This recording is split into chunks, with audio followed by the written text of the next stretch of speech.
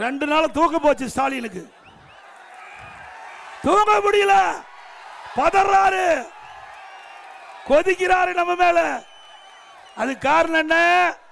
ராசா அவரு ஒரு ஆடியோல ஒரு செய்தி வெளியிட்டார். அந்த செய்தி பார்த்தது அதிர்ந்து போயிட்டாரு ஸ்டாலின். அதுல ஒரு கருத்தை சொல்றாரு. அந்த ஆடியோல வந்த செய்தியை தான் நான் சொல்றேன். நாங்க ஒன்னும் புது செய்தி சொல்லல. ராஜா சொன்ன செய்திய நாம சொல்றோம். இது ஆடியோவில் வைரலா பரவி பரபரப்பா பேசப்படுகின்ற இந்த கருத்து. அதுல என்ன சொல்றாங்கன்னா, திரு ஸ்டாலின் திரு கருணாநிதி அவர்கள் உடல்நிலை சரியில்லா இருக்கும்போது வீட்டு சிறையிலே அடைக்கப்பட்டார் என்று சொல்றார். எதுல? அண்மையில் இன்றைக்கு நாகர்கோயில்ல ஒரு கூட்டத்தில் பேசுறார். ஏதோ நான் முதலமைச்சர் திண்ணையில் படுத்து கிடந்தனா கண்டுபிடிச்சிட்டார் இவர். திரு ஸ்டாலின் அவர்களே, எப்பொழுது பார்த்தாலும் நீங்கள் பேசுவது நான் முத்துவேல் கருணாநிதியுடைய மகன் என்கிறார். முத்துவேல் கருணாநிதி திருட்டு ரயில் வந்தார். எங்களுக்கு சொல்ல தெரியாதா?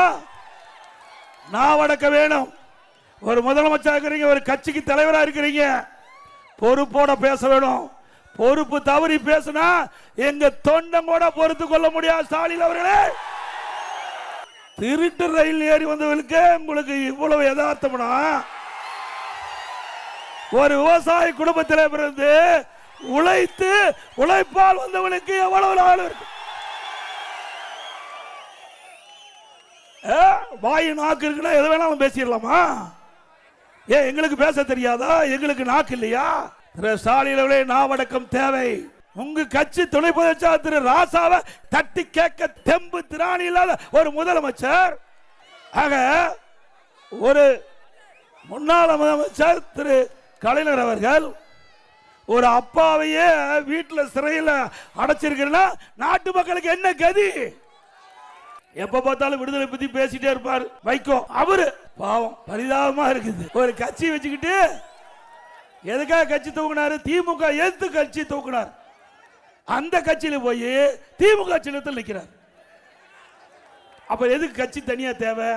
இன்றைக்கு விடுதலை புலிகளுடைய தலைவர் பிரபாகரன் தாயார் மருத்துவ சிகிச்சைக்காக சென்னைக்கு வர்றாங்க.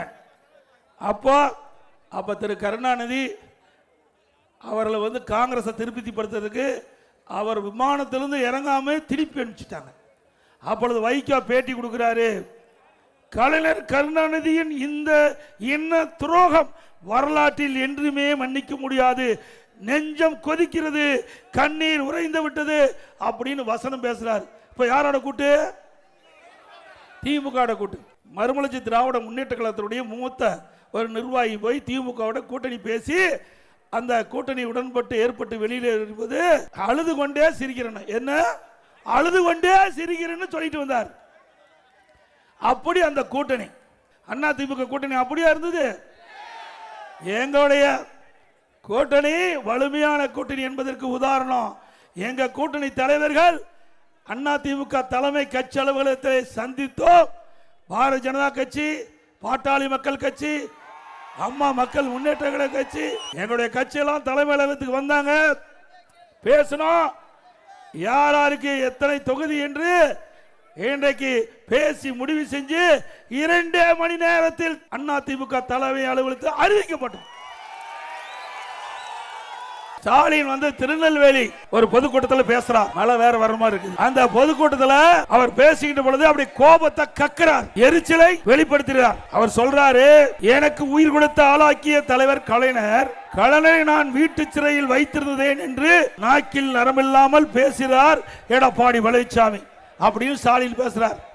திரு ஸ்டாலின் அவர்களே, நான் பேச வந்தது நீங்கள் சற்று உற்று நோக்க வேண்டும். உங்களுடைய கோபம் என்னிடம் காட்டாதீர்கள்.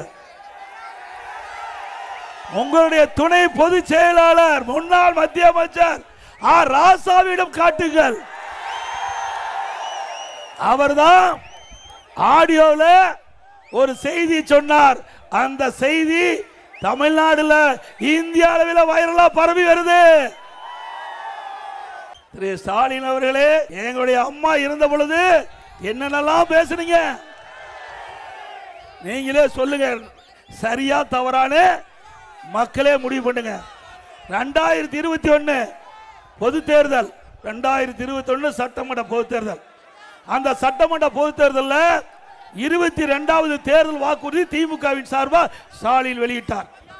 அதுல அவர் சொல்றார், முன்னாள் முதலமைச்சர் அம்மையார் அவர்களின் மரணம் குறித்து முறையான விசாரணை நடத்தப்பட்டு தவறு இழைத்தவர் எவரானும் அவர் உரிய சட்ட நடவடிக்கை உள்ளாக்கப்படுவார். நீ அறிக்கை கொடுத்திருக்கிற. இப்போ முன்னாள் முதலமைச்சர் திரு கலைஞர் அவர்கள் வீட்டு சிறையில் வைத்த அவர்களை சட்ட நீதியாக விசாரிக்கப்பட்டு அதில் உண்மை இருக்கும் பட்சத்தில் தகுந்த நடவடிக்கை அதிமுக அரசு எடுக்கலாம்ல. அவரு முன்னாள் முதலமைச்சர் தானே. நம்ம அம்மாவை பத்தி பேசுறீங்க, உங்க அப்பாவையே வீட்டு சிறையில் வைக்கிறீங்க, இது நியாயமா?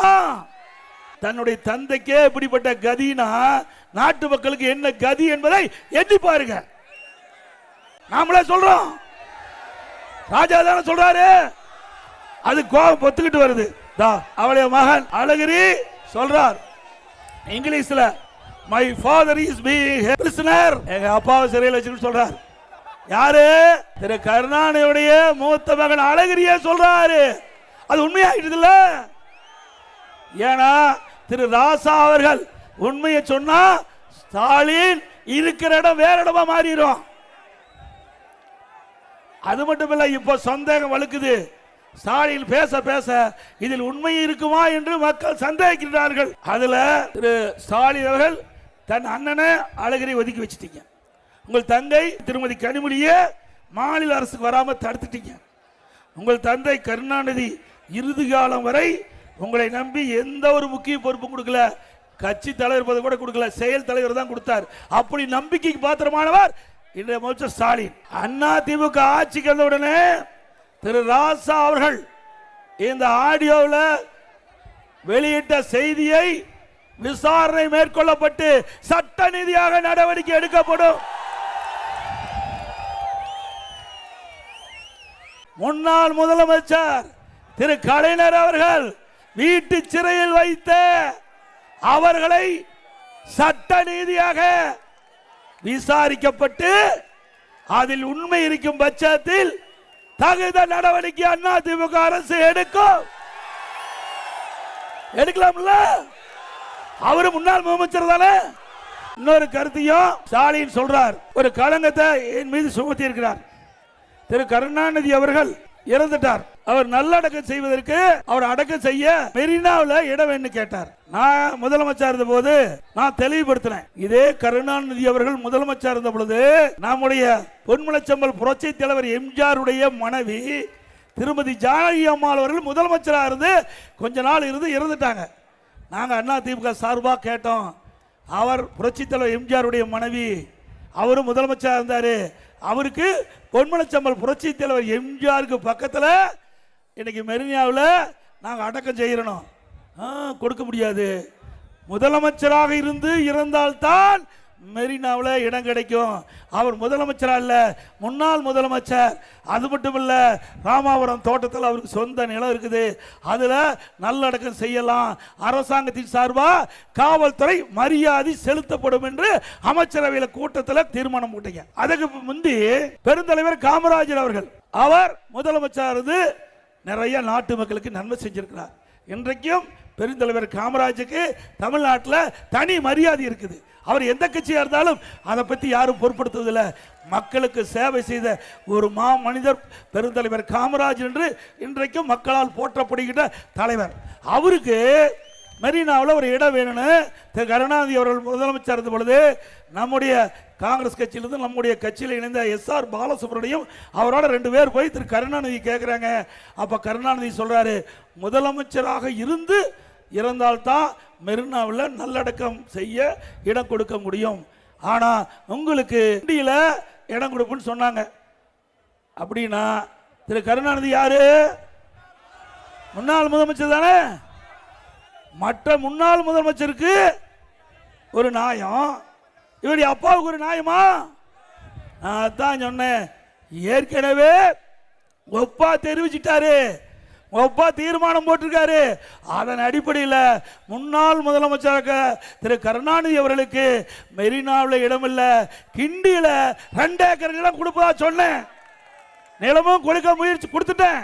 ஆனால் அதை மறுத்து நீதிமன்றத்துக்கு போனீங்க. திரு ஸ்டாலின் அவர்களே, உண்மையை மறைக்க முடியாது, உண்மையை மறைக்க முடியாது.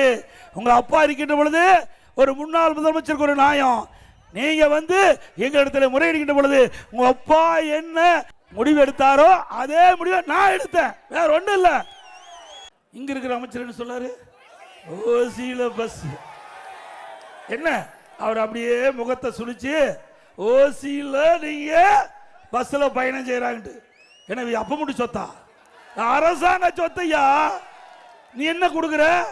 இப்ப நாங்க கூட அறிவிக்க போறோம், இன்னைக்கு பெண்கள் மாதிரி ஆண்களுக்கும் இனிமேல் நகர பேருந்துல கட்டணமாக பயணம் செய்யலாம்.